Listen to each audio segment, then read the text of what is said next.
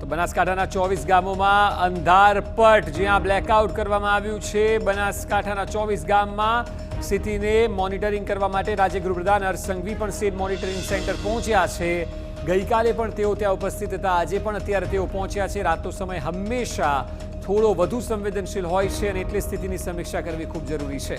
24 ગામો કે જે સરહદી વિસ્તારોના ગામો છે તેમને અંધારપટ કરવામાં આવ્યો છે। એ જ પ્રકારે ગઈકાલે પણ આપને યાદ હશે કે સુઈગામ જિલ્લાના સુઈગામ તાલુકાના 12 ગામોને અંધારપટ કરાયું હતું। આજે બનાસકાંઠાના 24 ગામોમાં બ્લેકઆઉટ કરવામાં આવ્યું છે।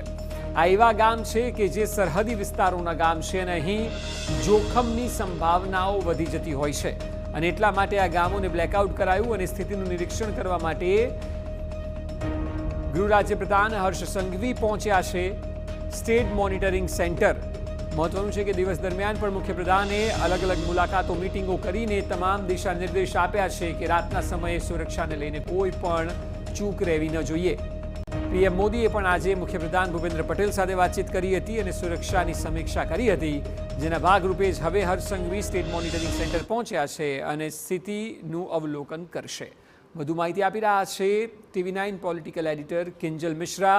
કિંજલ, સતત બીજો દિવસ કે જ્યાં ગૃહ રાજ્ય પ્રધાન સ્ટેટ મોનિટરિંગ સેન્ટર પહોંચ્યા છે। આજે દિવસ દરમિયાન પીએમએ પણ સીએમ સાથે વાત કરી હતી સુરક્ષાને લઈને, એટલે એક વાત ચોક્કસ છે કે સરહદી વિસ્તારો પર ચાંપતી નજર રાખવામાં આવી રહી છે।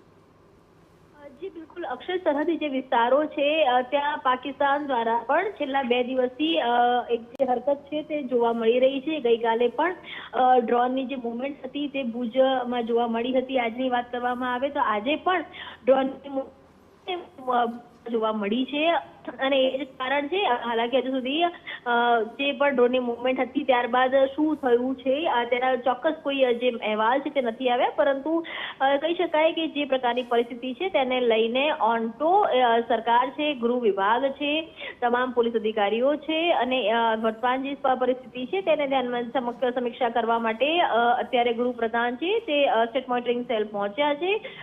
કારણ કે જે બ્લેકઆઉટ છે તે પણ કચ્છના કેટલાક વિસ્તારોમાં કરવામાં આવી રહ્યું છે, બનાસકાંઠાના કેટલા વિસ્તારોમાં ફરી બ્લેકઆઉટ કરવામાં આવી રહ્યું છે। તેવા સંજોગોમાં કોઈ પેનિક પણ ન થાય, પરંતુ જે સુરક્ષાને લઈને પણ કોઈ ચૂક ન થાય તેની આખી જે સમીક્ષા કરવા માટે ગૃહપ્રધાન છે તે સ્ટેટ મોનિટરિંગ સેલ છે તે પહોંચ્યા છે। આવતીકાલે ફરી મુખ્યપ્રધાન પણ તમામ રિવ્યુ કરે તેવું અત્યારે જોવા મળી રહ્યું છે।